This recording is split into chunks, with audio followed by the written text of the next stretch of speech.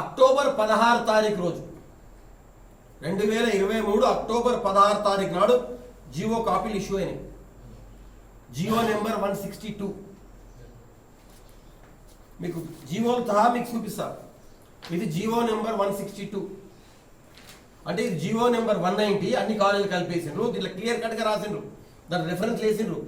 GO number MS 162 HM and FWC C1 department dated 16/9/2023. దాంట్లో clear కట్గా ఏం రాసిండ్రా?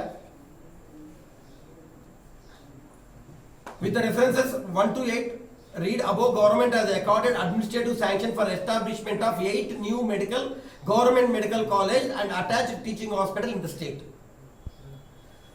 In reference number 9, and read above, government has accorded administrative sanction for an amount of rupees 1447 crores for the construction of new 8 government colleges by R&B department.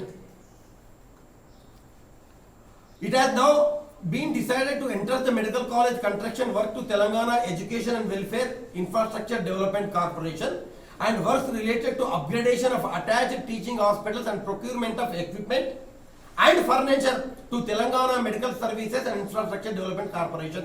ఇక్కడ clear కట్గా మీరు చూసుకోవచ్చు. నారాయణపేట 180 కోట్ల రూపాయలు total administrative sanction amount issued vide GO number MS 162 dated 16/9/23. 180 crores దేనికయ్యా? అవి construction of the medical కాలేజీకి ఏమో 130 కోట్లు, ఎక్విప్మెంట్కు హాస్పిటల్ టీచింగ్ హాస్పిటల్ మొత్తం ఎక్విప్మెంట్కు 50 కోట్లు.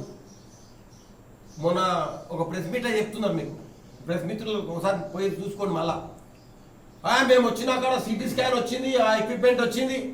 ఎక్కడికైనా వచ్చింది, మీరు ఏం చేసిండ్రు? ఏం చేసింది అని వచ్చింది. 50 కోట్ల రూపాయలు మేము అటాచ్డ్ టీచింగ్ మెడికల్ కాలేజ్ హాస్పిటల్కి 50 కోట్ల రూపాయలు మేము శాంక్షన్ చేయించి అడ్మినిస్ట్రేటివ్ శాంక్షన్ ఇచ్చినాం. ఎప్పుడు? 2023 అక్టోబర్ 16 తారీఖున. ఇది జియో. ఈ జియో ఏదో 2014 మొన్న అది అట్లే కింద పెట్టుకొని ఏడాది అయినాక ఇప్పుడు దాన్ని బయటకు తీసుకొస్తున్నారు. సిగ్గుండాల 2 సంవత్సరాలు దాదాపు అవుతుంది. అక్కడ 2వ సంవత్సరం కూడా స్టూడెంట్స్ అవుతున్నారు. ఇంతవరకు మెడికల్ కాలేజ్కు ఒక్క ఇటుక పెళ్ళైనా మీరు పెట్టినా నేను ప్రజల తరఫున, నారాయణపేట ప్రజల తరఫున, నారాయణపేట జిల్లా ప్రజల తరఫున నేను ప్రస్తుతం ఉన్న ఎమ్మెల్యే గారిని నేను అడుగుతున్నాను.